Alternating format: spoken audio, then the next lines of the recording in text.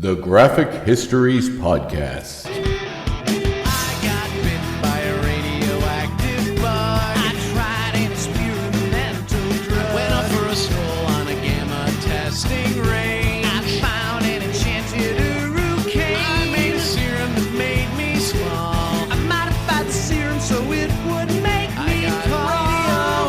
Radioactive isotope in my eyes. Dying alien helped me accessorize. I gained the proportion and strength of a spider. Now I'm invincible and I can fly. I lost my sight, my other senses were heightened. I'm gonna put on my pajamas and go fight crime. Hey there, you know what time it is. It's Graphic Histories time. My name is Andre Mayette, your Graphic Histories host. Big thanks to Ukalamak for our theme song, Superpowers. And big thanks to you, gentle listener, for tuning in once again to another show. Today I talk with Peter Sanderson, a comic historian, a lifelong lover of continuity, someone who has worked with Marvel and DC as a writer, and spent a lot of time delving into the continuity of these properties and contributing to books that discuss it, talk about it, and catalog the long and rich histories of these massive industry-wide kind of companies that have created these projects that we all know and love so much. And as someone myself, who is a big fan of continuity, talking to a guy like Peter was a really welcome opportunity, because I do really celebrate and love a rich history of comics that continues on over the decades, something you can follow. You can say, this guy did that, this guy knew that person. They had this rivalry, they had this friendship, they had this romance, and if you follow it throughout the decades, you really can follow a lot of this with these chronological kind of tomes. And the Who's Who of the DC Universe is one that would sort of go through every single character. At one point, we do discuss in the book, Peter was tasked with reading every DC comic from the start till when he was tasked to do that. And, you know, all the continuity and all of the various parallel universes. And I thought that would be a pretty complicated process, but not quite as much according to Peter. And you can understand why when you listen to the episode. So he's done the Marvel Vault book. He's done this Ultimate Marvel Universe kind of, or not Ultimate Marvel Universe, but Ultimate Marvel sort of kind of collection that has all this continuity of all the Marvel stuff.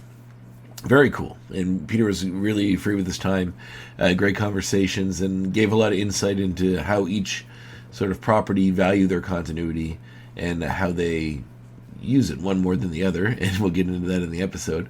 But yeah, like he's certainly talking to people that are sort of historians that really have delved deep into the history of these characters, of these comics, of these creators, and knows everything really about this from the start of this industry all the way to now. And Peter really does discuss at deep length a lot of these topics, and it's really, really cool. As someone who really values the continuity of the story, as I said earlier, talking to Peter was very rewarding. And I see a lot of what I value and what I see from these continuities of these comic characters that I've grown to love throughout my life in Peter and what he discusses. So we had a great conversation, a great talk, and that's coming up in a few minutes. It's going to be a busy summer with comic movies. I'm very excited about Superman. The new trailers are out. It looks amazing. It looks like I'm getting that happy, helpful Superman you're probably sick of hearing me talk about with guests, but it's coming. It's coming. I know they just released a 4K of the original Chris Reeve Superman, which I'd actually never seen. So I think it's time that perhaps I watch that in preparation for the new one.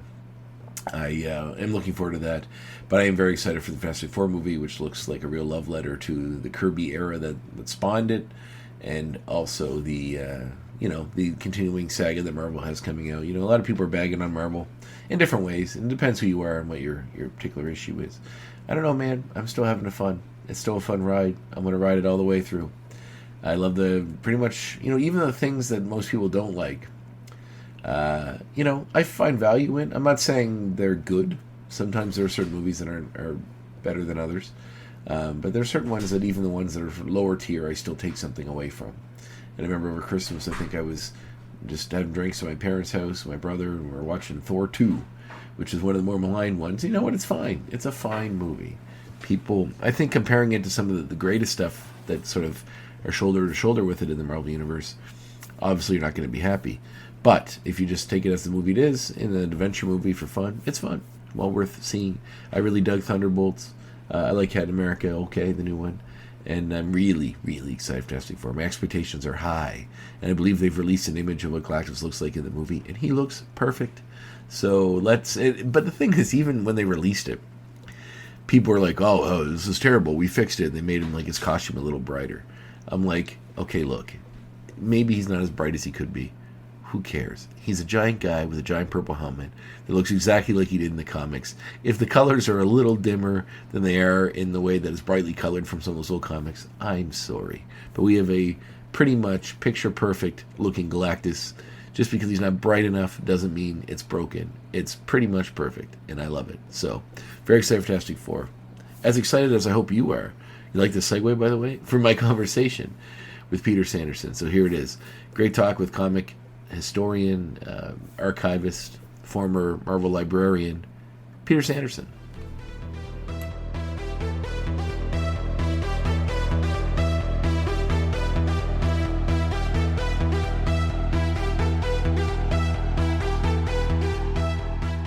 South Orange, New Jersey. How's the weather finding you there today? It's raining like hell here. Here it's sunny. I don't know where you are. I'm in Nova Scotia, so I'm actually not too much further above you, just a little bit, not too far out there. Are you from Jersey originally? No, from Boston. Even closer. And lived many, many, many years in New York. Really? And I consider myself living in a New York suburb now. Okay. Did you always how long was your childhood all in Boston? It's all in the Boston area, yes. Beautiful. Then I moved to New York for college and have pretty much stayed here in the New York area ever since. And were comics, when did you first discover comics? I do not know when I first discovered comics because I've been reading comics as long as I can remember. Wow. At first it was funny animal comics published by Dell. Most notably Uncle Scrooge, but even though none of us knew who Carl Barks was at the time. Mm-hmm.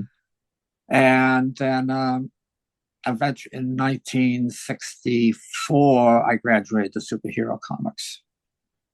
And of course, I had also been reading comic strips in the newspaper as far back as I can remember. Do you find, because I've had this conversation, obviously someone like yourself who's a historian and has such a wealth of knowledge when it comes to all things comics, do you find the comic fan, the average comic fan that's reading the comics and the comic fan, do you feel like there's as much a reverence for the Sunday strip comics as there are for the people that are into the regular book comics? No, and I think in my experience, most of the people I know are into comic books and specifically superhero comic books, but can move beyond that. I obviously have friends who know comic strips as well, mm-hmm. but I'd say most people I know their main interest is comic books. Yeah, and I tend to think that I have a more wide-ranging interest in comics and cartoons than just the far beyond superhero comic books, although that's my specialty. So I'm interested in classic animation, and I have friends who are also interested in classic animation.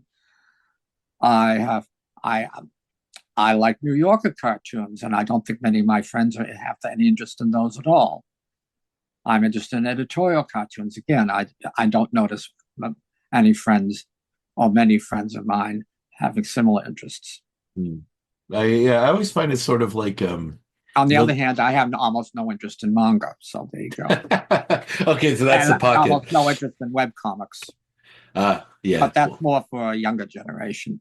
Both of them are more for younger generations than mine. Yeah, I kind of feel like the webcomic, I mean, maybe I don't have much of a hand in it either, so maybe my knowledge of it has dropped off too, but I don't feel like I feel like there was a real pocket where it was really big for a little while, and I don't feel like it's as big as it used to be, but maybe that's because I don't follow it that closely. I don't pay attention, so I wouldn't know. I know that several years ago there was a huge manga convention at the Javits Center in New York City. I haven't heard anything about it in the subsequent years. Maybe it's still there. Maybe it's gone. I don't know. I feel like, adding the amount of knowledge that it just takes to keep to kind of keep in your brain when in regards to like North American comics, like to throw a manga on top of that, and the history of that entire industry would be Comics and cartoons are a huge field. Mm-hmm. It's like, well, for example, you could say you're an expert in English literature, but there's so many different centuries. There's centuries of literature in England and in America and other English-speaking countries. Or you could say that you're an expert on film, but do you follow how much about film do you know? I'm a New York film critic, Times film critics seem to have to keep in touch with everything. But I mean, I lean more towards classic film, whereas I don't know that much about contemporary film and from Europe or Japan. Mm-hmm. Well, that's it, right? So, comics and cartoons are similarly a huge field, and this is something that in my senior years I've come to grips with, that I shouldn't try to know about everything because it's impossible. Yeah. Well, that's it. And I have very broad areas of knowledge in comics and cartoons, and I should be satisfied with deepening those and occasionally looking into other areas, sampling them, see what's going on. Yeah, I find that when you talk to people about comics, it's rare. Like most people's knowledge, like the average person that just knows them because they're connected to the pop culture stuff that everybody knows. But when you get into talking to people that like have these wealths of knowledge, it's crazy the weird pockets people go into, because like you talk to one person about Crazy Cat, talking with comic strips and sort of what that was, and then all the way through the Gold Key comics, all the way to like Watchmen, and it's like it's a strange. You're right about how wide and berth it is, because like it's strange conversation to be like talking about like V for Vendetta and then like Casper comics, but they're still kind of in the same conversation in a weird way. So it's like just a very interesting and myriad of topics and the directions you can go with it. But that's one of the secrets of comics and cartoons, that they can do anything. Mm-hmm. That's why it's not when we read about something being comics material, or that it's as if the comics is a genre. That's always wrong, because every genre can be dealt with in comics. Yeah, I agree. Wow. So just as every genre can be dealt with in literature, and every genre can be dealt with in film. Well, yeah, that's like saying every movie is the same type of movie, right? Like that people kind of miss that. It's like people dismiss. Well, I think the days of maybe people not understanding comics or dismissing them as just being superhero stuff are kind of gone. Mostly just because there's so much out there that's based on comics and graphic novels. No. That's you have to be careful not to live in the bubble. If we just talk to other people who are interested in comics, you think that the world has accepted comics now, but no, not really. Not really. We've made a great deal of progress, but I still don't get the sense that the general public has really accepted comics. No, I think the knowledge what they have accepted is, to a large extent, is comics characters in movies and TV. Yes, yeah. But I don't imagine comic sales will mirror that. Like, like when the new movie comes out. Comics is, I mean, sometimes I'll read comics news articles about how, comics are selling more than ever. But I think it's a niche market. Yeah. Oh, I agree. It's like vinyl or something. It's not comparable to film or TV. That's where the characters are most known and most visible now. Yeah, I think Marvel's now more a movie phenomenon than it is a comics phenomenon. Yes. I don't think you're going to get a lot of movie fans that are going to go to the comics. The comic fans are always going to go to the movies, but I don't think it goes the other way that often. I doubt it. Yeah, I don't think. And there's also the question of whether the print comic is a dying medium anyway, whether it's something that just older people like us still follow. Mm-hmm. But the question, now, it's true that new generations embrace comics, but they tend to embrace manga, or they tend to embrace the new kind of comics, the Rainer Helgemeyer type of comics, or the Diary of a Wimpy Kid type comics, the things that are aimed at actual kids. Those are hugely popular. But I sort of wonder about, I I will look at Amazon every week to see what the new comics are coming out. I wonder who's buying all of these. Interesting. So you still follow that. That's like, but I guess it would be that. Like, would it be? It'd probably be like the Scholastic books mostly. Like, I imagine that's probably what the bulk of the graph, like those sales Yeah, on Amazon are.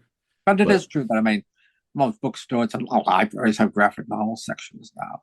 yeah, that's the thing that like I had a discussion with I think my last guest on the show about that, about how like the days, when I was a kid, grew up in rural Nova Scotia, Canada, and you went to like a spinner rack at grocery stores where you get your comics. There's one comic store in Halifax, which is still there, and it's one, but there's more now. But that was like the holy grail, but it was far away, and I was a kid, so I never really got there that often.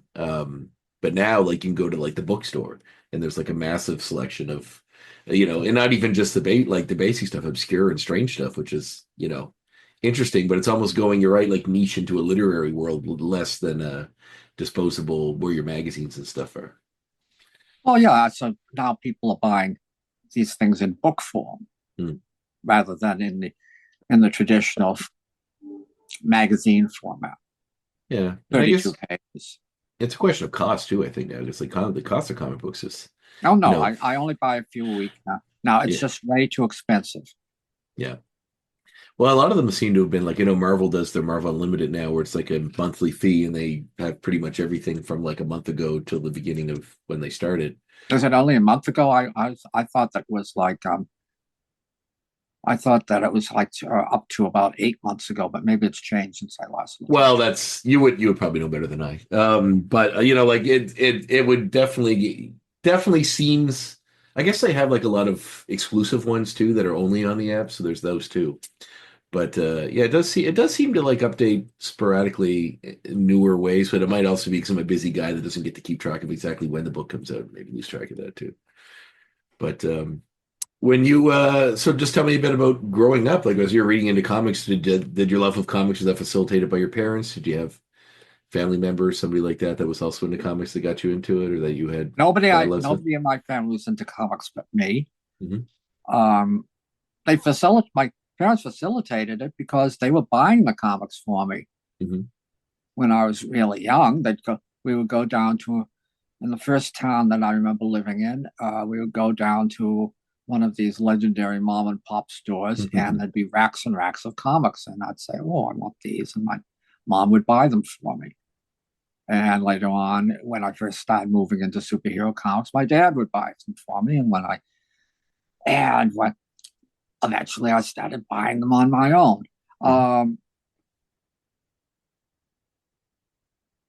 But no, I was growing.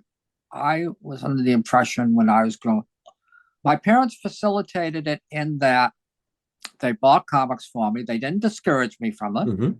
They thought it was okay, but my parents were typical parents in that there are a couple of times when I'd be looking back at my old comics and find out that my mom had thrown them out. No, yeah. Which was typical phenomenon for my generation. A common story of many generations, in fact. And it's always some guy that's like, I had this comic that's now worth like, $30,000 or something that my mom threw out. Well, I'd still read old comics, but nonetheless, my parents would decide at some point that, he's got this big stack of comics. We don't need these. He gets new comics every week. So. Fortunately, by the time I got to superhero comics, they had stopped thinking that way. You had shown the collector's bug. You needed to have them. Well, maybe it's just that I kept them out of the way. I kept them in a desk drawer, and so they weren't like taking up obvious space to be thrown out. But maybe that's it. Or maybe they just thought I was old enough now that I should keep whatever I bought. Well, that's a novel way to make sure your kid keeps cleaning their room, I guess, is make sure they're staying tidy. And also my parents were facilitate my interest in comics in that when I started moving into comics professionally, they did not object. That was my next question. And I was following my muse, and they were perfect. Maybe they were just happy that I found paying work, but they never objected to that, and they were very pleased when I bring home a book with my name in it. Hmm. I don't think they ever really understood what it was that I saw in comics. They never started reading comics themselves. Mhm. But that too is a typical parent-child phenomenon, that the parents are proud of what their child is doing, even though they don't really understand it. Yeah, I think they're just happy you're making money and you're doing okay most Yeah, I times. think they were no longer having to send me money. Yeah, probably when they're the happiest day. They're like, well, we can get into that. So I know, like, I just doing kind of a brief look at your career online from what I could find. That it says you got your career from beginning as a frequent letter collaborator. So, like, when did you begin writing into the comics and being in the lettering pages? That was probably around 66. Wow. So what was like? Do you remember what the first one was? Like the first letter that No, I got don't published? remember what the No? first one Okay. was. I do know that I was writing to editor Julius Schwartz's books. Mhm. So that would be Flash, Green Lantern, Justice League, Atom, Hawkman, Batman, and Detective. And after a while doing that, I started writing to Marvel as well. And what was the content of the letters? Is it just praise, questions? Kind of like I know you became kind of an expert on the continuity of these stories, so it's like related to that, or Praising, well, critiques. I wouldn't say okay. praise. If I didn't like something, I'd say so. Hmm. That's awesome. That's cool to hear because when it just says that like because Schwartz had enjoyed your letters enough, and that you wonder if it's just like someone calling into, but it's nice to hear that they took your critiques to heart and actually Well, respected it enough. Schwartz, as you may or may not know, started out as one of the founders of science fiction fandom. Mhm. And he and Walt Weisinger, who later became Superman editor, uh, did their own science fiction fanzine. And so they knew what it was like to be fans. Hmm. And Schwartz encouraged intelligent fans.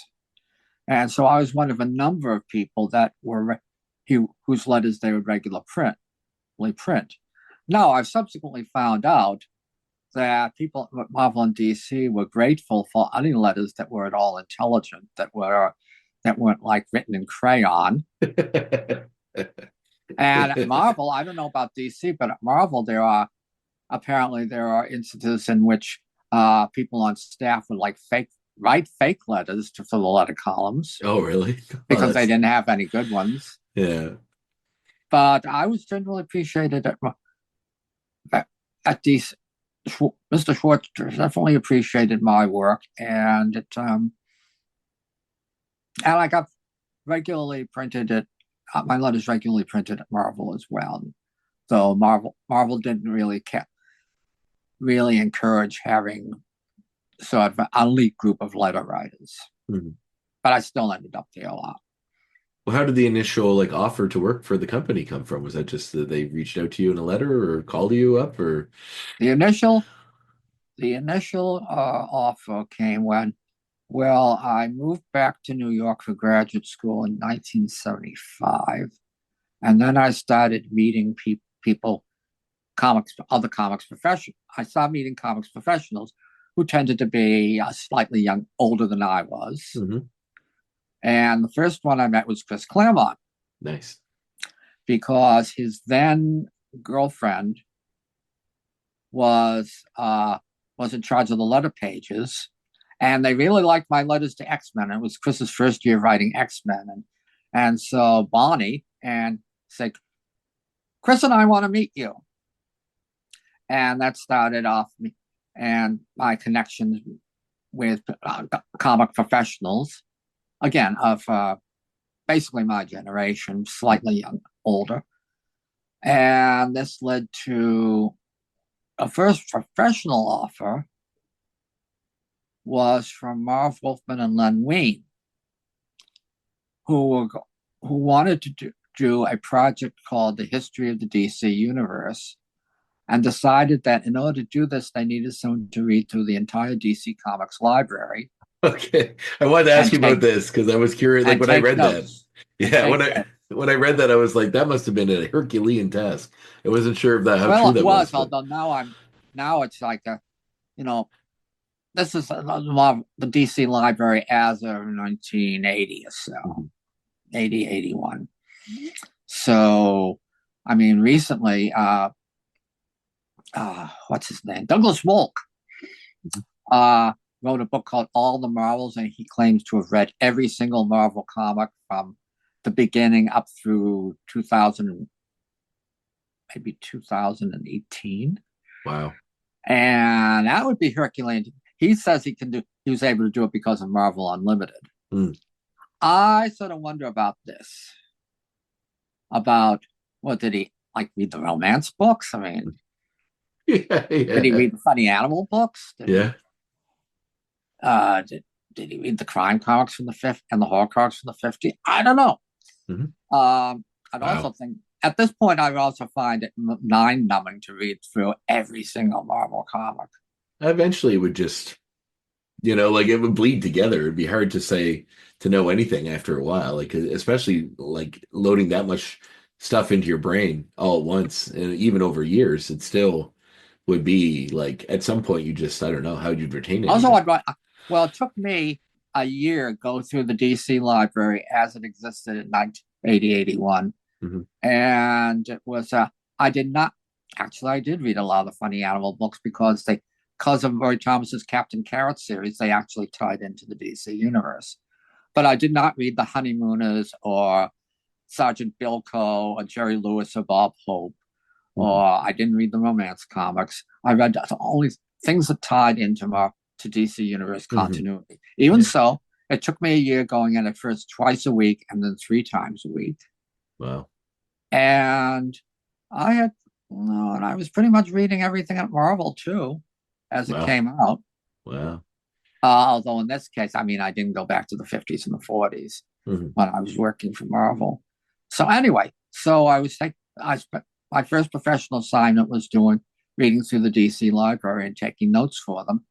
And as it turned out, the history of the DC universe had not happened until considerably later. Before that, but they did seem to use the research for Crisis on Infinite Earths. Yeah. And this did lead, I think, to the who's who in the DC universe, of which I was one of the main writers. Right. And simultaneously, Mark Grunwald over at Marvel, first he asked me to write work for his fanzine Omniverse. And then when he started launching the official handbook of the Marvel Universe, he brought me in as a researcher and writer. Wow.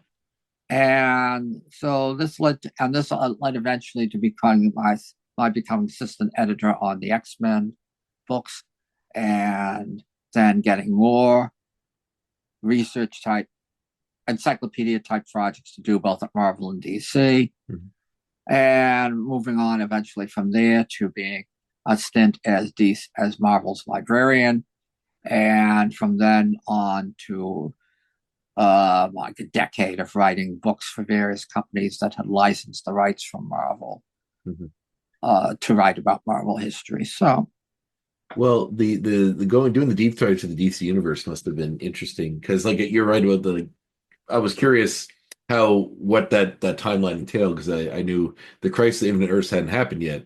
So I'm assuming keeping track of the various parallel Earths and realities and how those all connected. And even to go forward from that and try to figure out the continuity with all the various crises they have would have been a nightmare. Well, let's put it this way: when I was working on the Who, it's we were halfway through the Who's Who when Crisis on Infinite Earths and then Man of Steel hit. Oh yes, yeah. So if you read the original Who's Who, we're talking about things on Earth 2 and Earth S and Earth X, and then towards the end of the series, instead of when we do the entries on Superman, we do one on the original Golden Age Superman, but then we don't do the Mort Weisinger Silver Age Superman. We do the John Byrne Superman. Oh, really? Yeah.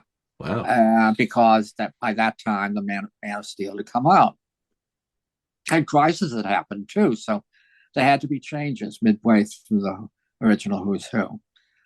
I had no problem following the multiverse before Crisis was really not all that complicated. There were basically No, basically just 4 alternate Earths. There's Earth 1, which is where basically it started with the Silver Age and continued to the present. There's Earth 2, which is where the Golden Age stories happened. Mm-hmm. There's Earth S, which is where the Captain Marvel stories happened. And there's Earth X, where the Quality comic stories happened. Quality Comics being a company. Well, DC, in the course of its long history, bought both Fawcett, which bought the rights to the Fawcett superhero characters, like Captain Marvel, the original Captain Marvel. And but way before that, they bought the Quality characters, which would be Plastic Man and Blackhawk and Uncle Sam. And just before Crisis, they bought the Charlton characters, which would be like The Question and Blue Beetle and Captain Atom. So, but before Crisis, we had Earth 1, Earth 2, Earth S, Earth X, where the Quality heroes were. And on Earth X, World War II was still going on. Right, yeah. The Quality heroes, known as the Freedom Fighters, were still fighting the Nazis. And when Crisis came along, they actually invented some more alternate Earths for Crisis, including the Earth with the Charlton characters. Right. Yeah. And, one of the ideas behind Crisis was that they decided that the multiverse was just too confusing for all the readers. I think it was more or less, it was just too much trouble for the writers to keep up with. So that, so Earth Crisis ends with all the Earths being combined into one. And lo and behold, decades later, DC decides, oh no, the multiverse is a good thing. Yeah, now it's very much a central part of the Marvel universe is doing that, all their movies now. And it's part of the DC universe as well. They do series multiversity. And what you said about, I think that Marvel, not so much. Marvel continuity still is, for the most part, consistent. Yes. With what it's been since basically 1961. And they've even sort of, the 40s, the 30s, 40s, and 50s stories are now part of Marvel Universe continuity too, sometimes with retcons. Oh, yeah. A lot of that. So that, for example, the most prominent example of that would be that supposedly Captain America, who debuted in 1940, was the Captain America, supposedly was the Captain, that Captain America kept being published through the 40s and then again in the mid-50s. And then when the Silver Age started, Stan and Jack decided that, well, Captain America has been on ice since 1945. And so people like Roy Tarr said, well, what about those Captain America stories in the late 40s and the 50s? So Roy ended up creating these substitute Captain Americas who had taken over the role. So there's some retconning, but basically Marvel continuity is consistent. Yeah. I remember when Frank Miller and John Romita Jr. at one point did a new origin story for Daredevil. Yeah, I remember that in the 90s. Complaining to Mark Gruenwald and Tom DeFalco about this and saying, no, the thing about Marvel is we don't reboot. The continuity is consistent. The Stan and Jackson, the other stories from the 60s are still canonical. So I don't know what, I don't know exactly what the current people at Marvel, maybe they just ignore it altogether, the fact that there's Stan and Bill Everett's origin for Daredevil and then there's Frank's origin for Daredevil. But yeah, I was like, when I was a kid, I read a lot of, they used to reprint the Stan Lee Spider-Man comic strips, and that was like a lot of some of my history. So that was the Daredevil. They did a whole, in the colored ones, they did the whole Daredevil story. And he was like mad up with Spider-Man and telling his whole origin story. And that was always the one that kind of stuck in my head, which I imagine. Well, the thing is that when you keep, and this is, I think this is particularly true, it's like, because now virtually everything has been reprinted. And you could go to libraries and you could see these old stories. It's like the idea used to be that, the audience turns over every 2 or 3 years, so they don't really care about the past. Oh, yeah. Well, now the past is continually available to everybody, for both Marvel and DC. Yeah. And no matter, so it makes sense that if you read Stan Lee and Steve Ditko's Spider-Man stories, for example, they still are canonical. They still fit into the continuity. Mm-hmm. And the Spider-Man stories now are recognizably that same character. Yeah. That's why I've always gravitated as a kid. I was always that's why I was very interested to talk to you, because I've always been a continuity kind of snob. I wouldn't say snob, but I've always been really invested in it and really appreciated that Marvel has, essentially with minor tweaks, like, pushing back the war that Frank Castle was in to keep him, still at a roughly middle-aged. And Yeah, I mean, that's an important thing too. I mean, one thing I really liked was when Mark Waid did the history of the Marvel Universe a few years ago. Right, yeah. And even though I was very disappointed that I wasn't asked to at least be a consultant on it, but Mark did a really good job. And one of the things he did was just find a way to make sense of the fact that Reed Richards and Ben Grimm are veterans of World War II, mm-hmm. and Frank Castle was a veteran of the Vietnam War, mm-hmm. and Tony Stark first became Iron Man during the Vietnam War. Yeah. And so he came up. He invented this war in Asia, which took place that they could all be involved in. Right. Yes. Which wasn't actually World War II or the Korean War. Mm-hmm. And that makes it fit because characters in Marvel, there was a Spider-Man series they did a few years back, and it was basically what if Spider-Man aged in real time. Right, yeah. The was a life story, Spider-Man life story. Yeah, Spider-Man life story. Yeah. And that was really interesting to me. But it's like he was indeed 15 in 1962, but by the end of the series, he's in his 60s. Mm-hmm. Yeah, and they kind of folded in all these elements of his extended continuity in the old way into his aging story. Right. Even towards the end, folding in Dr. Octopus taking over. I think it was Miles Morales' brain. He was a younger man, like the apprentice towards the older age. But yeah, it was a really cool and interesting way to sort of respect the continuity, but also give it a finite story, I guess. But in fact, you have the characters. Comic book characters age very slowly, if at all. Yes, yeah. And sometimes they screw this up. I mean, I wouldn't want to compare the aging of Power Pack to aging of other characters. Yeah, that's fair. I mean, there are characters who seem to age at different rates because people get sloppy. Mm-hmm. How old is Franklin Richards by now? I think he's been aged and de-aged a couple of times. Yeah. But I mean, basically. Now, Spider-Man, he was 15 when he became Spider-Man. And I'm not exactly sure. The rule used to be, in my days at Marvel, which of course are now 40 years ago, mm-hmm. that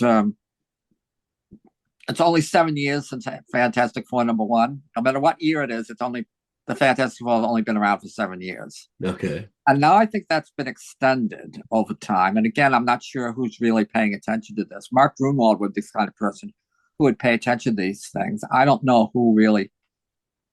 whether there's any. Tom Brevoort would probably be the closest to somebody who could officially lay down the law on a continuity matter like this. But I think maybe it's now I think for a while it was more like 10. FF was #1 was 10 years ago. Yeah. And now I think it may even be 15 years ago. Yeah, Spider-Man which would make Spider-Man 30.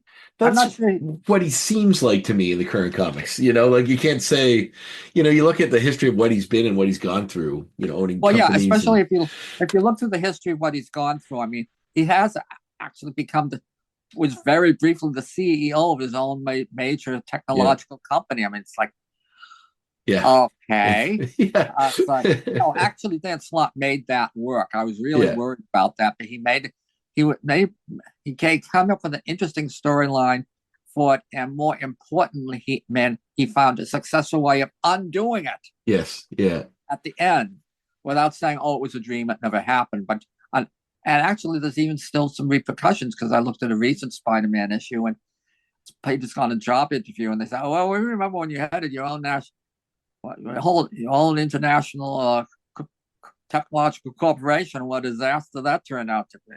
So, You must take particular joy in seeing those moments in comics where they address something that happened, decades ago. And there were some character that seemed to be obscure. Like, how do you contend I with mean, that? but right along. I mean, you have there's a historian who worked from our own named George Olszewski, who did some indexes for them, and he came up with the idea of the topical reference, which means if you see Lyndon Johnson or JFK or Richard Nixon in an old Marvel story for the Silver Age, well, that doesn't really mean in terms of continuity that it was that specific president who was president at that time, because we have to keep moving things up through time.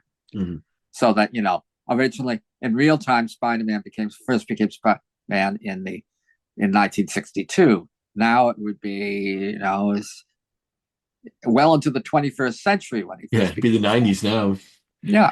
Yeah. No, it'd be after that. It'd be, Oh, I yeah, think if he's been Spider-Man for 15 years, that still means it's past 2000. Oh, right. He would have been born in the 90s now. Yeah, that's right. Yeah. But anyway, Yeah. my point of talking about this was that Marvel continuity is still something that makes sense, Mm-hmm. and that you can have something like Mark Waid's history of the Marvel Universe, and he did a really good job piecing these things together. But they do piece together; they do fit. Yeah. And without reboots, Mm-hmm. there's no reboots. Whereas DC has rebooted so many times. Mm-hmm. I mean, Mark is now working on that's about to start coming out, a history of the DC universe, and he says this is and he apparently is saying this is got to be the definitive history, and I think until DC changes its mind again. Yeah, then there'll be another one 20 years from now with that one, and then the extra bit with the 16 different reboots they do for there. And so it's like, it's hard for me to get invested in. I wouldn't want to. I mean, if somebody paid me to do it. Yeah, sure. If DC called me up and said, we want you to write a series, a history of the DC universe, a different one than Mark's, and trace all the different reboots, I'd do it. I'm interested enough in comics to do it, but I don't want to have to do it unless I'm paid to. Yeah. And I don't want to have to keep track of it, because it usually just exasperates me. And also one of the secrets is that if a strong enough concept in comics will always come back. So that when Crisis on Infinite Earths was done, DC made a big deal that we're killing off the Silver Age Flash and we're killing off Supergirl, and they will never, ever, ever come back. We will create a new Flash and a new Supergirl. And basically, the Silver Age Flash and the Silver Age Supergirl both came back. Yes, in Supergirl's case, they've changed her backstory somewhat, but it's still Kara, Superman's cousin. Mm-hmm. It's still Barry Allen. Yeah. And not only did they come back because people a generation later, you got editors and writers say, but we like those characters. But also, they bring them back and they both get TV shows. Mm-hmm. And they both get movies. Mm-hmm. So what was the point of killing them off? Yeah. And it's like, so I just, but even worse is that about DC's many reboots is that it makes you feel bad about investing emotionally in stories, because those stories will be undone eventually. Yeah. I always felt that way too. And yet DC and Marvel have this huge backlist of all these old stories, and in DC's case, many of them are supposedly not part of current continuity. Yeah. And yet they're still selling them. Mm-hmm. They're still marketing them. So I don't know. It's like the way I think about it is that I just accept that. So it's like, I like the idea of continuity, but more and more in my interest in comics nowadays, it's that I'm judging these stories on an individual basis. Are these good stories or not? And it's too bad if they don't fit into current continuity. I have my own sense of what the classics are. Yeah. And it's like, for me, these stories are still real somewhere. Yeah. Well, that's like you knew a They're lot of still those creators. all effective real in terms of what I think the comic book history should be. Right. Yeah. And it doesn't, it's even if like I thought Batman Year One, for example, would never be overturned, but then more recent writers decide, oh, we're going to do our own first year of Batman's career. You're even going to overturn a classic like that? Mm-hmm. Or when they decided, and this is always a mistake, when they do prequels or sequels to Watchmen. Mm-hmm. Oh, yes. Because no one can live up to what Alan Moore and Dave Gibbons did in the original. And when they decided, oh, well, the triggering event that's in Watchmen, the death of the comedian, he didn't die. And I'm like, that's it. Yeah. What is the point? Yeah, money. That's all it boils down to is they want to make money off it. Money is doing the prequels and sequels. Yeah. But it's like, even if you were going to do a sequel to Watchmen, couldn't you at least respect what Moore did? Yeah, agreed. I mean, I would even grant you that maybe at the end, Dr. Manhattan, when he seems to disintegrate, Rorschach just teleported him somewhere else. Mm-hmm. I would buy that. Yeah. But I would not buy the fact that the comedian is thrown out the window, he hits the street, and the whole thing is based on investigating his murder, and it didn't happen. And this is the problem at DC and Marvel, because even though Marvel sticks to continuity, it's like I can no longer, it's especially bad with deaths. Yeah. Oh, yeah. Yeah. Because not only even if the writers and editors at DC intended deaths to be real, to be permanent, 10, 20 years later, maybe less, writers and editors will come on and say, oh, no, we're undoing that. Well, it's not even the and other times it's clear that, to me anyway, that's just being done as a stunt. Oh, yeah. Yeah. The most recent one was, for example, at one point when they killed off Steve Rogers as Captain America. Right. Yeah. And Joe Simon was still alive. And I remember saying online, I hope somebody has told Joe Simon that they didn't really kill Cap, that they're fully intending to bring him back, which of course they did. Mm-hmm. But it's just, and fans seem to fall for this over and over and over. And it's all in, you're saying, talk about money. It's all because the death of Superman was so successful. Yeah. And so now everybody imitates it. And they keep imitating it. And it's like, I think it would be hard to find a significant character at DC or Marvel who hasn't died and been resurrected at least once, probably more than that. Yeah, and that's it. It was 30 years ago, like that they did that, and they're still redoing it. Just as they still do crisis type series. Yeah, yeah. Well, I remember when they killed off the Human Torch. It was like my biggest, like, this is not. It was like less than a year or maybe 2 years before they brought him back, and it was like he wasn't dead the whole. You know what I mean? Like they make this whole show of the death of the Human Torch, and then even getting Spider-Man to take his place and all that. And it was so apparent from the beginning that it was not. But they really marked it like he's dead, he's not coming back, it's over. And it's like, no, he's definitely coming back and definitely will be back within a year, maybe two. I'll tell you more. One is that one of the things that was revolutionary about Stan's comics in the 60s was that when he killed off, say, Captain Stacy, and even a little later when Jerry Conway killed off Gwen Stacy, these deaths were meant to be real. I mean, there is a convention which I quickly learned when I started reading Marvels that, well, if there's at the end of the story with Doctor Doom or the Red Skull and there's a big explosion and they seemingly die in the explosion, no, they didn't. Yeah.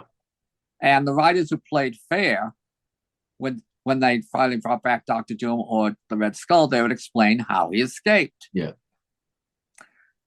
So, and sometimes, like, I don't know what exactly was going on. Maybe someday maybe someone's asked Roy Thomas about this, and I just haven't read it yet. But I mean, there's a point when the history of the X-Men where Professor X was killed off, And then about a year or so later, they brought him back and they said, oh no, it's this character Changeling who died, not Professor X. Yeah.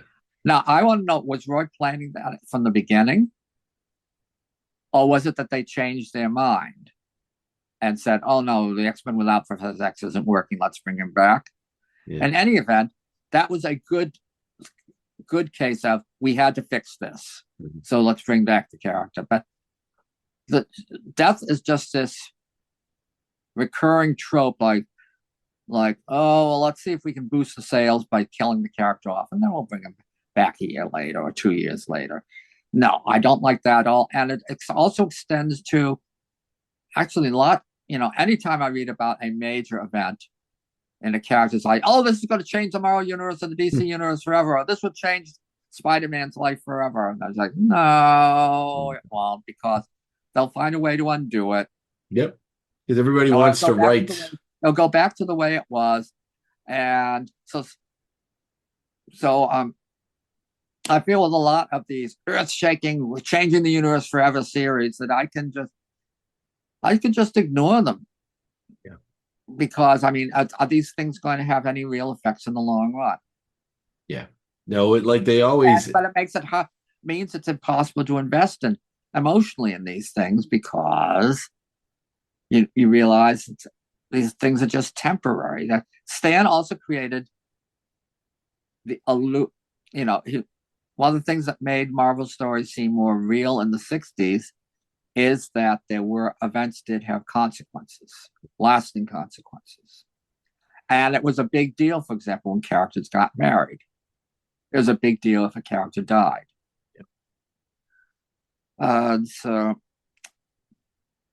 And this is superhero comics have actually become less mature because they refuse to treat death as serious. Yeah, I agree, 100%. My first broaching of that was with them playing with continuity, or at least trying to fix the things in the past. Because talking about continuity and the way things went, and then going back to undo it, and then it was like the Hobgoblin, his identity, the original run, and then how they had this whole plan, and then he left the book, and then they made it somebody else, and then eventually when he came back years later, and Roger Stern came back and wrote the Hobgoblin Live story to kind of tie up and make it be who he always wanted it to be, which is a good thing, actually. Yeah, I thought so too. But that's correcting the mistake. Yeah, and when you talk about people just wanting to always restart it, and because anybody that's reading comics now, if you ever get to go read the comics, you're saying, well, this is the Spider-Man story I want to tell, and almost all of them are the Spider-Man story where he's living the regular Spider-Man life. He's got Mary Jane, Aunt May's sick, he can't afford the bills, he needs to take pictures of Spider-Man, so they always have to find a way to get back to that. Yeah, so they can start from square one and do the story they want to tell. Have you noticed that when Marvel invites somebody back, some past comics writer back, to do a special issue with the character he's associated with, that it's usually set back in the past when the writer was writing that, so he doesn't have to pay attention to the current continuity? I sure did. Completely screwed up his ideas for the character. Yeah. So that because Claremont is his current Wolverine and Kitty Pryde series is set after the original Wolverine and Kitty Pryde series. Yeah. When Louise Simonson and June Brigman did their 40th anniversary Power Pack, 40 years. Yeah. It was set way back when, before the kids grew up. Yeah. I had James DeMatteis on a while ago, and he was talking about the new Spider-Man book. Isn't that DeMatteis? No, actually, yeah, I always thought it was that, but I learned after having one of the DeMatteis, yeah. I've learned something from this. Okay. Yes, there you go. I always thought it was DeMatteis, and then when I talked to him, he had a letter that explained everything, and then there was also, this is how you pronounce my name. So I was like, oh, I've been saying it wrong my entire life, and so has everyone around me. But because he did the Goblin Shadow book or something that was like a Spider-Man book, but it was back when, like, a past story when Spider-Man was like the first year being Spider-Man, or the first week of being Spider-Man or something, where they kind of retconned back. Yeah, that is very true. But comic book writers don't necessarily read current comic, and like you said, I think that's quite right, that they want to they want to write about the character as they knew him when they were growing up, Sure. or the stories that made an impression on them. Well, and it's also here was a big continuity mess that had to be undone, which is we had like 10 years of stories where, and I guess this is probably Frank Miller's fault ultimately, because when he did Daredevil Born Again, that had the Kingpin finding out that Daredevil was Matt Murdock. Yes, yeah. So that's just a ticking time bomb. Mm-hmm. And so, but they did like, I guess Brian Bendis and Brian Azzarello did stories about how Matt Murdock is basically publicly revealed to be Daredevil. Yeah. And at first he's sort of is claiming that, well, like half the city believes and half the city doesn't, or Matt's trying to act like he's not Daredevil and he's denying it, but then they'll do issues in which like all these people see him as back going into action as Daredevil. It's like, well, they all clearly know the secret, and it's like, and then Mark Waid was doing Daredevil for a while, and his attitude was, well, he might as well just give in to it and admit he's Daredevil. Yeah. And they finally another new writer took over, and all of a sudden he's got a secret identity again. Yeah. Which they eventually explained by, the Purple Man's kids who had his mind control power. Somehow mind wiped the entire world. It must be so interesting for you to like. And how is it if you mind wipe the whole world? What do you do with like newspapers? I thought about that when they did One More Day. They erased Spider-Man's marriage, and then I was like, how do you nobody that I guess the papers all get changed. Like, just it's a lot of. Even if you argue that, well, when we did the mind wipe, we've affected their minds so that even if they see newspapers or watch, like videos of old news shows or on YouTube, they won't. That says that Matt Murdock is Daredevil. It won't register. So what did they see? Blank screens, blank pieces of paper, and what happens to the next generation? The kids who weren't subjected to the mind wipe. The kids come up and say, "Hey, we just found this bold book about how Matt Murdock is Daredevil." What? Because they're not mind wipe. They're not affected by the mind wipe. So it's just a mess. But they had to do it because, and I've been arguing this in one of my recent Substack columns, that the basic concept of Daredevil is a man who fights crime within the law as a lawyer and outside the law as a superhero. Yeah. And both are important and both are necessary. And if you get rid of, and so you can't get rid of either side. Yeah. So Matt Murdock has to have a secret dual identity. Mm-hmm. Yeah. Well, when they did the Gwen Stacy secretly had children with Norman Osborn, squirreled away for like decades. That was enough for me. When I was like first reading that, I was like, "What the hell is this?" And this is another principle I've come to learn, which is when a character's been around 50, 60 or more years. Batman and Superman have been around for 80 or more. Writers and editors are just going to go down routes you never thought they would take in a search for new stories. Then the problem is that in many cases, they just seem to miss the reason why some of these stories and the characters were good. Like Gwen Stacy having illegitimate kids with Norman Osborn. That completely wrecks the romanticism of Stan Lee and John Romita Sr.'s treatment of the Peter Gwen romance. But I think that was the plan. I think that's what that was they the plan. But why are you doing this? Yeah, because they want Mary Jane to be the ultimate love interest, and him to. Yeah, but why are you wrecking? Why are you wrecking Gwen's reputation in the process? Oh, this is similar to another complaint I have, which is Peter Sanderson's rule that it is always a mistake to kill off one of Stan's characters. There's so many writers who say, "Oh, well, we're going to kill off this long-time character and it's like, okay, just because you and your editor can't figure out something new to do with the character doesn't mean other people can't." Yeah.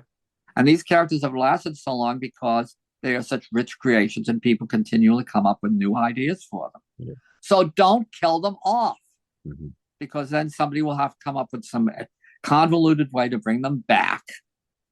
Well, it's almost like hard to believe. I mean, you worked with so many amazing creators, like, like I know you're good friends with Mark Grunwald, who is somebody that I hold in high regard. So like to look back at the stories they told and kind of undo them in certain ways, especially ones like with his characters and the things that he had done. It's sort of like, But I don't know. respect what went before it, and also keep in mind, Marvel and DC is still selling these old stories. Yeah, yeah. So what's the point of undoing them? And in some cases, it's a certain amount of hubris to think that you can do better than the classics. Well, yeah.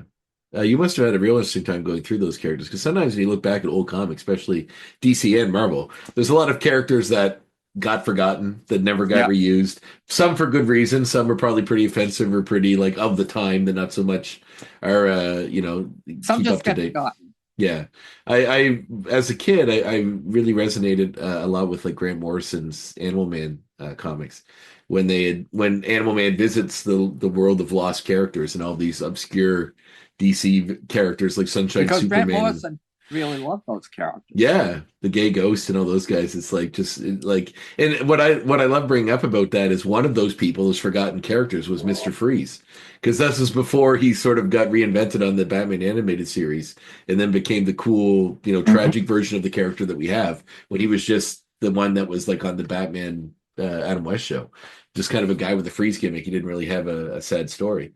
So it's Oh, interesting. he always had a sad. Actually, he always had sort of a sad story in the comics too, because he originated as a character called Mr. Zero. Oh, really? Okay. Who really did fall into that, get splashed with his own freeze serum, so that he had to live. He could only exist in temperatures way below zero. But he didn't have the wife or anything that was sick. He didn't have the wife or anything, but yeah, he still had a sort of a tragic origin. Well, that must be most. And I think they even referred to that on the Batman TV show where they renamed him Mr. Freeze. Oh, right. Was it the show that named him that? Oh, the original. The show originated. Right. In the comics, he was called Mr. Zero, and he only appeared once. And then the people who put together the show, well, I think what happened was that the Mr. Zero story had been reprinted in a recent Batman annual. Oh. And I think that when producer Bill Dozier and head writer Lorenzo Semple Jr. started working on the Batman TV show, they got a handful of Batman comics, and he was one of them. They included a couple of recent annuals. So that's how they knew about Mr. Zero and how they knew about, say, the Mad Hatter.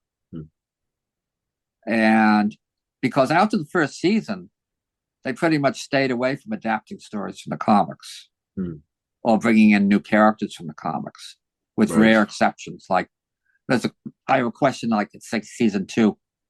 Well, you have the Clock King in a two-parter written by Bill Finger.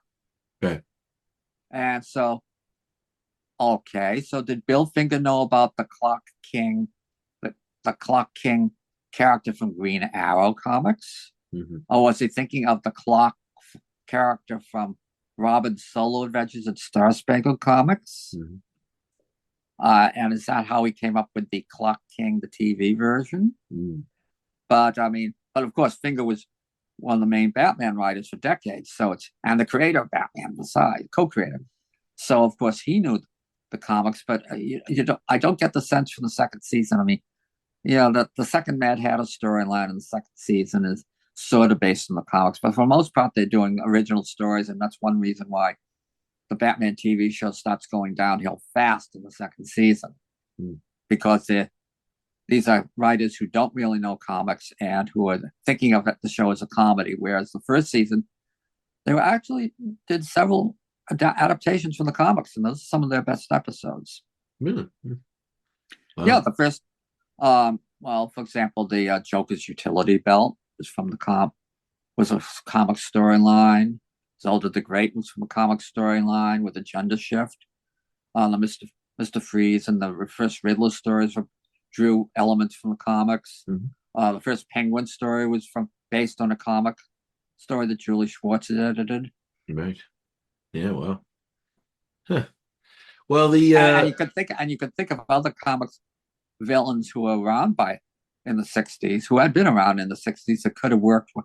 There's a report that they didn't use Two-Face because they thought he was too grotesque for a show that was aimed so much at kids. Yeah. Although Harlan Ellison wrote a Two-Face script. Yeah, they made that. Which was eventually turned into a animated movie several years ago. Right. Didn't they cast Shatner? Shatner, yeah. As Two-Face, which was a really great coup because William Shatner, of course, could easily have played Two-Face on the original Batman TV series. Oh, yeah, absolutely.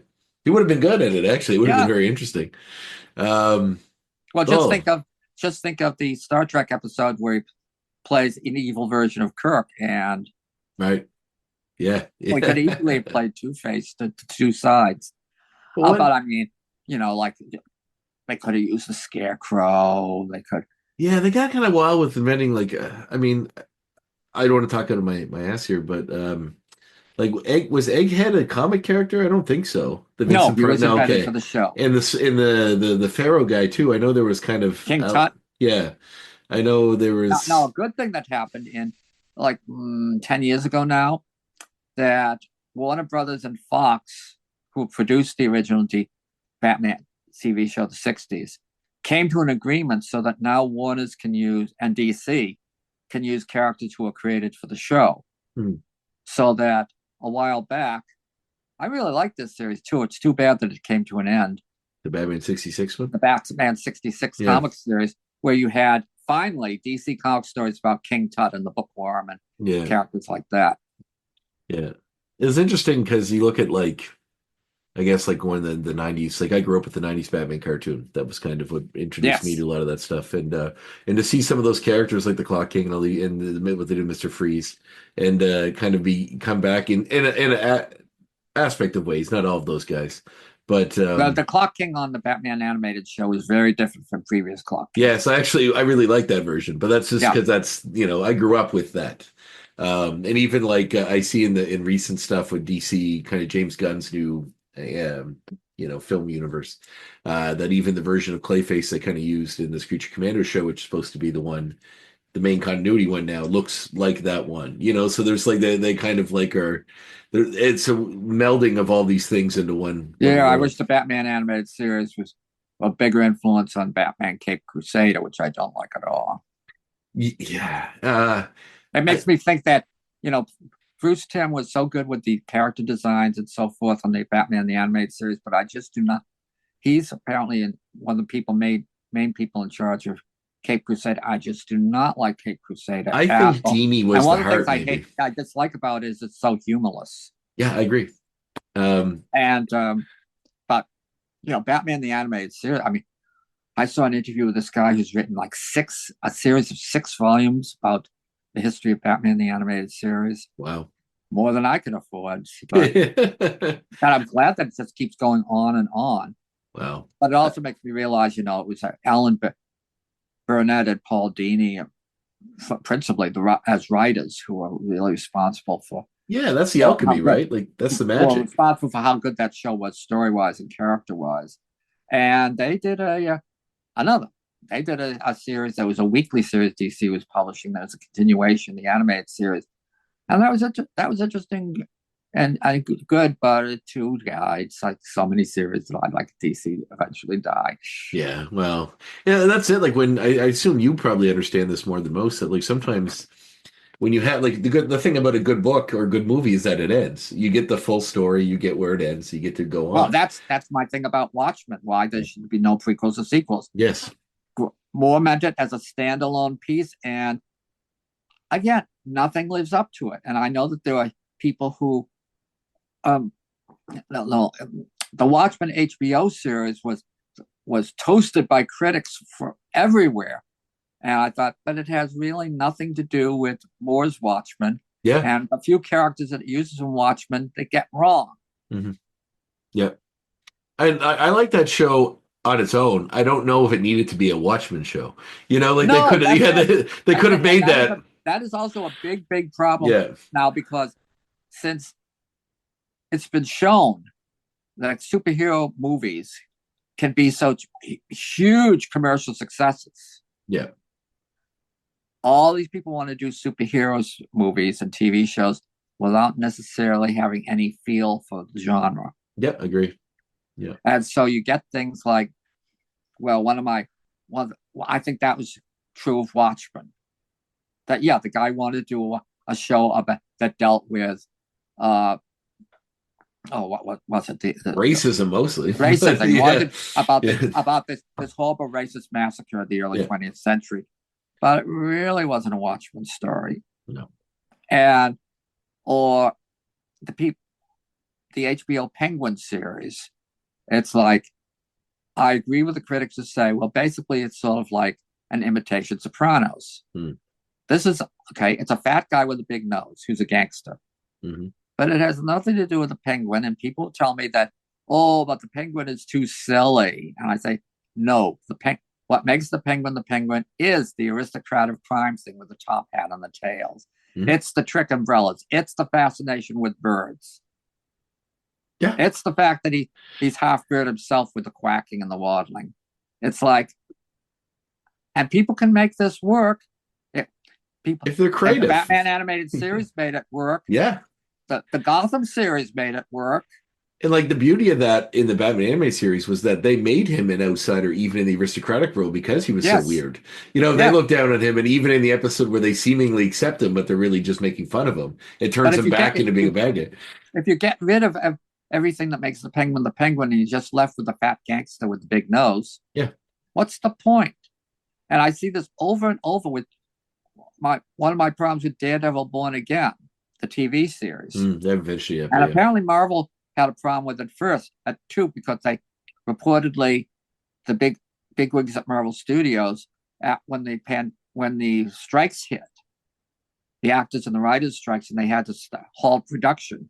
They looked at what all had been done, and you got four first episodes before Matt Murdock puts on the costume.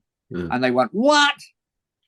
So they brought in new showrunners, and they shot more new material for the existing episodes, and they shot a new first episode, and they shot the final episodes. And so now you get more. But still, you got this big stretch in the middle where it's just the Adventures of Matt Murdock. It's a legal drama. They did it so much before. Like the first season of Daredevil, he's not wearing the costume at the very end. And then the third season of Daredevil, they kind of also go back to him not having the costume until the end. It's like, why did just have him? I just want stories where they're in costume being heroes. Like I said, the basic concept of Daredevil is the dual identity, lawyer and superhero. You have to have both. Yeah. And so, I agree that the Netflix series had him as Matt much more than they had him as Daredevil. But it's like, but you can see the problem building. And apparently at that point, when they were doing the series for Netflix, Marvel Television and Marvel Studios were separate entities run by separate people. And now Marvel Studios is more in charge, even though it's, they still have this Marvel Television, Marvel Animation divisions. But Feige is in charge of it all now. And so, but still, it's like, I get the feeling that people who are working on Daredevil want to do a legal drama, or they want to do a behind the scenes political drama more than they want to do a superhero show. No, give superhero shows to people who want to do superhero shows. Agreed. Yeah. One of the things that's good about James Gunn getting put in charge of the DC movies now is that we know he loves superheroes and understands them. Yep. Kevin Feige loves and knows superheroes, and it's, you really need people like that. Or else you get things like the Joker movies, which to me is, these are superhero villain movies for people who hate the superhero genre, because the thing about the Joker is he is this larger than life figure who is a living embodiment of chaos. If you do a realistic version of the Joker, he's just this pathetic guy with mental problems that we see in the two Joker movies, and he never gets much of anywhere. Well, I always said that the first Joker movie, because I haven't seen the second one yet, but the first one, to me, somebody saw The King of Comedy by Martin Scorsese and didn't like the ending, and then just made their own version of it, and just called him the Joker and gave it the ending that they wanted. And Yeah, which it's also accounts for Robert De Niro being in it. exactly, which is, I mean, but I mean, that guy made And for the, Martin Scorsese being one of the producers. yeah, yeah, Martin Scorsese, who says he hates superhero movies, but yeah. still. He did. But I like better. It's this pathetic man in clown makeup, whereas the Joker in live action should be the Dark Knight version. Mhm. Yeah. A figure as larger than life as Batman, maybe even more so, because the Joker has no alternate identity. The Also, man who can paralyze an entire city. yeah. I'm happy to see with Gunn, it seems like, because I really loved his Suicide Squad movie, and I like Peacemaker as well a lot. And the Creature Commander show was really fun too. So it feels like with the Superman movie, it looks like we're going to get something that respects the source material. I don't care. I don't care much for Gunn when he's subverting the superhero genre. Although Creature Commandos is pretty good. Yeah. He gets high points from me for using Starro the Conqueror. I was very happy with that too, but he keeps it human. I think that I do like the Guardians of the Galaxy movies, mm-hmm. where he manages to combine being, taking superheroes seriously with putting in a whole lot of comedy, and irreverence. And I think with Superman, he seems to be doing a straight superhero movie, and I think it's going to be good. I'm very excited. I think I'm finally going to get the happy, hopeful Superman I've always wanted to see in a movie. I guess the Christopher Reeve one, but that was happy. Old. This is going to be. I think this one is going to be. He's in a much more dangerous world because obviously from the second trailer, he's going in trouble with the going. It's like we are now in a political situation where if Superman appeared today, the going with regard as a potential menace, and that's what Gunn is building on. But I get the feeling that it's still going to be, again, for the trailer, it's still ultimately going to be the happy, joyous, inspiring Superman who's going to triumph over it all. And I feel like everything, like, because the Snyder ones really did that too, where it's like we can't trust this kid. Like this would led to all the Batman stuff and all that. But I just I don't know if the Batman world, like I'm curious to see what Gunn's going to do with it. I really hope he's going to, like, I kind of want the hairy chested having a sword fight with Ra's al Ghul in the desert kind of Batman that we don't really get in movies. They're always trying to make them so realistic. I mean, in the last runs of them, the original one's not so much, but I'm just seeing a Joker that's wearing a purple suit. Is we're going to get one more Batman movie of the current season, but of the current series. But it's like, but apparently, Gunn is going to have his own Batman in his DC universe. Yeah, he's doing separate from these, and also separate from the Michael Keaton Batman that was in the Flash movie. Right. It's whole. I think with the Superman, I think Peacemaker and the Suicide Squad, Superman, Creature Commandos, They're all part of own. They're all the part new of his the new DC thing. universe. Yeah. But he's doing the Batman and Son with like Damian Wayne as yes, as I Batman, had that. Yes, as Robin. So yeah. So I think I just want to see, maybe I just like to see the Joker wearing a suit and not be a scarred maniac. Like he is in everything they've done with him recently, like in the last 20 years. Like I'd like to see something closer to a more comic accurate version where he's like kind of a, you're right, like a larger than life character that's almost like chaos. Like he was larger than life in the Christopher Nolan movie. Yeah, that's true. Yes, but that like started us on, like, that's what you say when people come. It seems like all they can see is that. It's like we got a scarred, kind of gross, anarchic Joker. Great, but they don't all need to be that. The problem, if you don't really understand or like the superhero genre, you're not going to see it for what it is. And people, this has also been a problem. This has been going on for decades, that when grim and gritty goes too far, that I think that both Frank Miller with regard to his Dark Knight and more with regard to Watchmen have complained that people took the wrong lessons from these series. That Batman is ultimately triumphant in Dark Knight. Watchmen, as Miller himself said about Watchmen, Miller himself said it was about the Justice League coming back together. Yeah. And it's like there were positive messages about aspects of those superhero stories that tend to get ignored, and people instead keep going down the dark side. Yep. I think I mean, even Jack Nicholson's Joker, which is pretty close to the comics, that he was scared too. Yeah, right. And I'm okay with that because I don't know, Nicholson always seems like Nicholson. Yeah. I never loved him as a Joker, but I still like those movies.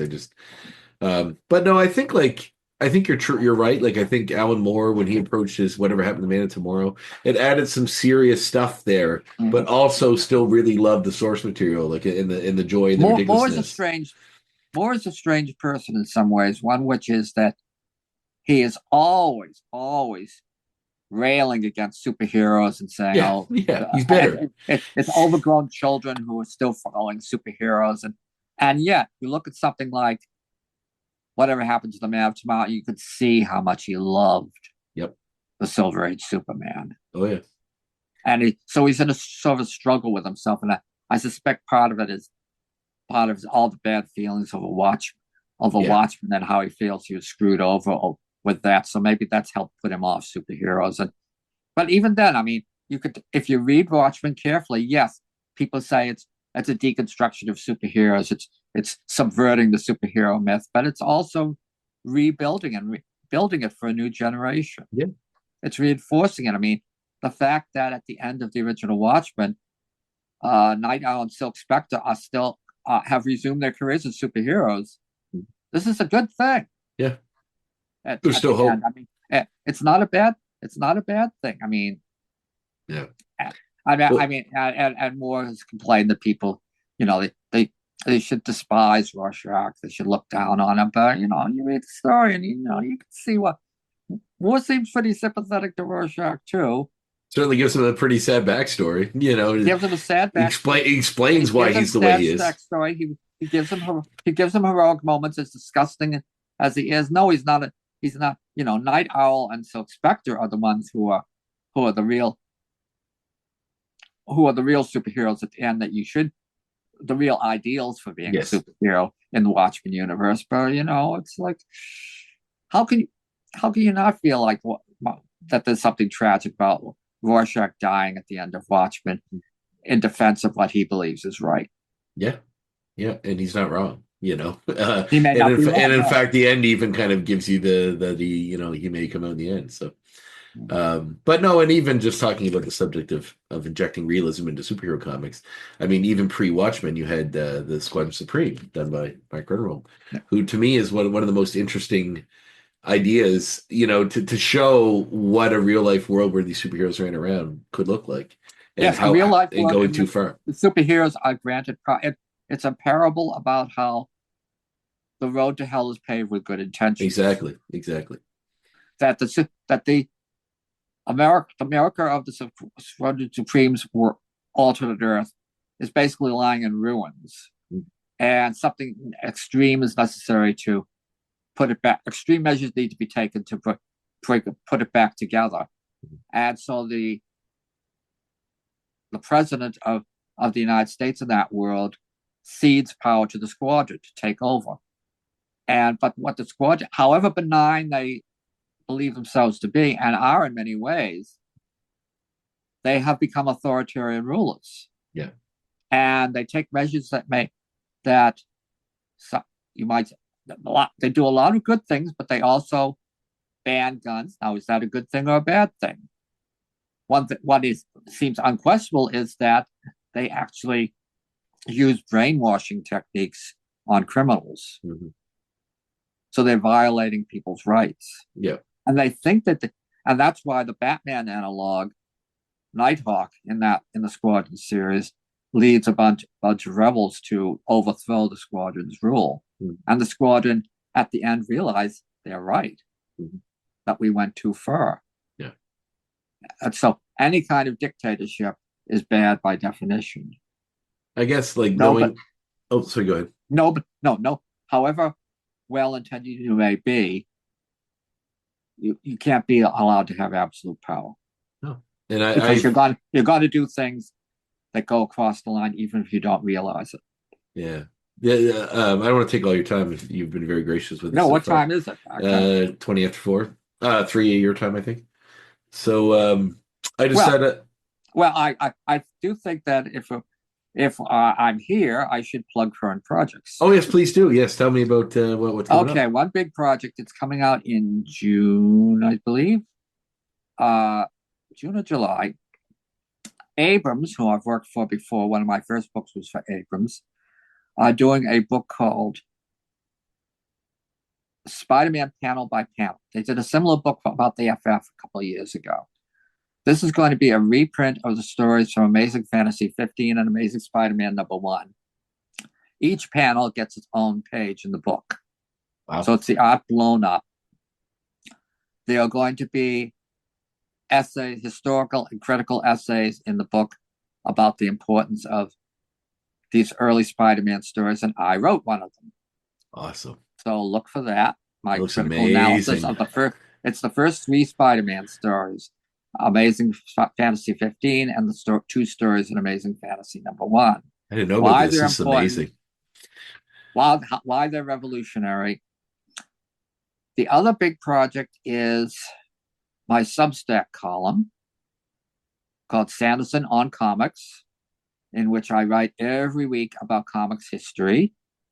And I started out writing about, I've been doing this since February, and I started out talking about the first comics I ever read, but I soon moved into reviewing new things that have come out, like the Daredevil Born Again series. And I'm going to be doing Thunderbolts, and I'm going to ignore the phone. Yeah, no worries. It's okay. It's probably just a spam call.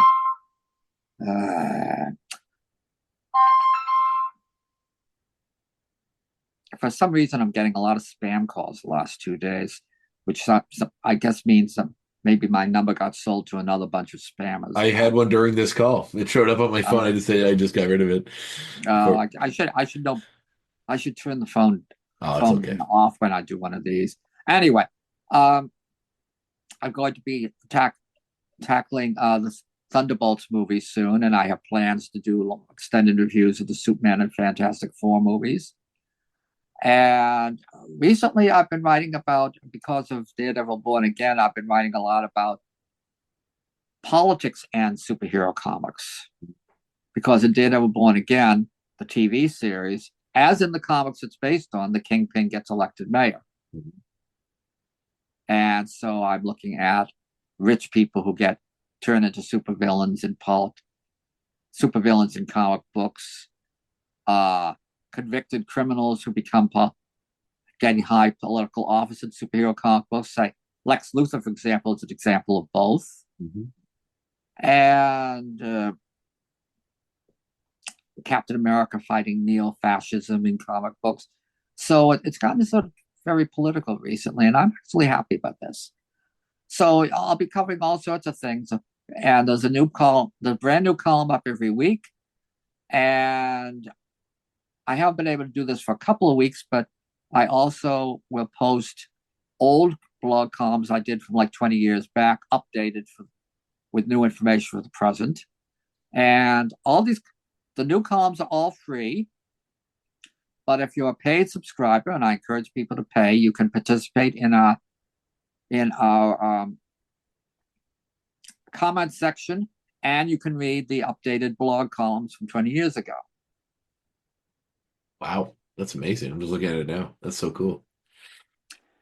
And one of the things I like most about it is that, unlike my old blog from 20 years ago, now I'm finding and posting pictures to illustrate them. So, and I'm happy with all the things I've been able to cover just in the last few months.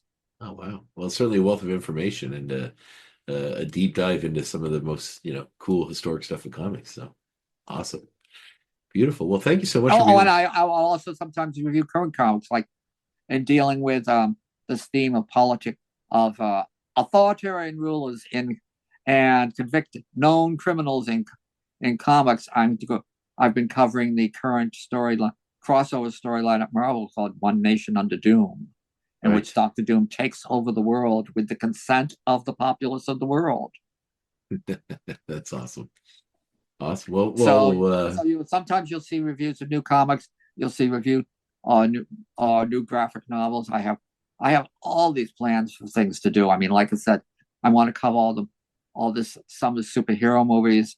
I want to. I've got a lot of classic comics from decades ago that I like to do. There's a bunch of books about comics or new graphic novels that I've got stacked up. Both comic book related events I've gone to in New York that I'm going to report on.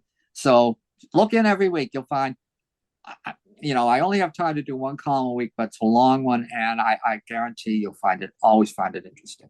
Awesome. Well, I'll definitely post some links to that, make sure people see it. And thank you so much, Peter. This was a real joy. It was really a pleasure talking to you. Pleasure talking to you, and I will post on Facebook about this. And well, you let me know when it's available, and send me a link, and I'll post on Facebook. Will do. Thank you so much. Okay. All right. Bye-bye. Bye.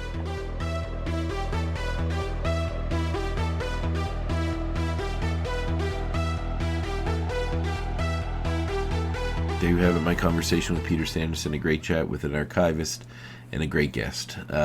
Super happy to have Peter on the show.